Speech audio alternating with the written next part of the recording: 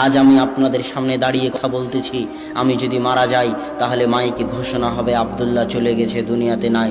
অথচ আমার হাত, আমার পা, আমার চুল, আমার নাক, আমার মুখ সব কিছুই আছে।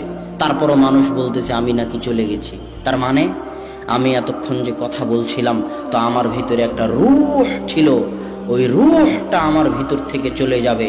ওই রূহটা যেখানে যাবে সেখানে বিচার হবে। ওই রূহটা যেখানে গেছে সেখানে বিচার হবে। অতএব বিচার সত্য, অতএব কিয়ামত সত্য, পরকাল সত্য। যে আল্লাহ আপনাকে প্রথমবার বানিয়েছে তার জন্য দ্বিতীয়বার বানানো সহজ। তাই বুদ্ধিমত্তার পরিচয় দিন, নিজের জন্য কিছু করুন, নিজের স্বার্থ বুঝতে শিখুন, স্বার্থপর হয়ে নিজের জন্য কিছু করুন। সন্তান সন্ততি মানুষজন বাড়িঘর অনেক করেছেন, এবার একটু পরকাল কিয়ামতে নিজের জন্য কি নিয়ে যাচ্ছেন তা একটু দেখুন। এই জন্যই কিন্তু আল্লাহ আপনাকে সৃষ্টি করেছে, ওয়ামা খালাকতুল জিন্না ওয়াল ইনসা ইল্লা লিয়াবুদুন। মানুষ এবং জিনকে সৃষ্টি করেছি শুধু আমার ইবাদত করার জন্য।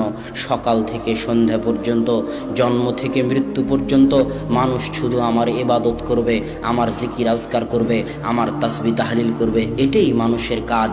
তাহলে খাওয়া দাওয়া, চাকরি বাকরি, বেঁচে থাকতে খাওয়া লাগে তাই খাবে। কথা মনে হয় বুঝাতে পারিনি। বেঁচে না খেলে তো বেঁচে থাকবে না, বেঁচে থাকতে খাওয়া লাগে তাই খাবে।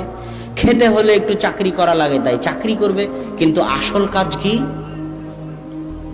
কথা বলেন না যে আসল কাজ কি? ইবাদত করা। আসল কাজ এই চাকরি বাকরি, জমি জায়গা, এগুলো আসল কাজ নয়। এগুলো বাঁচতে হবে তাই করতেছেন, না হলে মরে যাবেন দুনিয়াতে। বাঁচতে হবে তাই করতেছেন। আসল কাজ হচ্ছে ইবাদত করা, আসল কাজ জিকির আজকার করা। কিন্তু আল্লাহ জানে দুনিয়ার মানুষ 24 ঘন্টা আল্লাহর জিকির আজকার করতে পারবে না। মুসা আলাইহিস সালাম জানতেন দুনিয়ার মানুষ 24 ঘন্টা 50 ওয়াক্ত সালাত আদায় করতে পারবে না। এই জন্য আল্লাহ বলেছেন ওয়া আকিমিস সালাতা লিযিকরি। দুনিয়ার মানুষ আমি জানি তোমরা 24 ঘন্টা পারবে না, তবে অন্তত পক্ষে, নিম্ন পক্ষে, যে কোনো মূল্যে সারাদিনে 5 বার আমি আল্লাহ আমাকে স্মরণ করিও। আল্লাহু আকবার।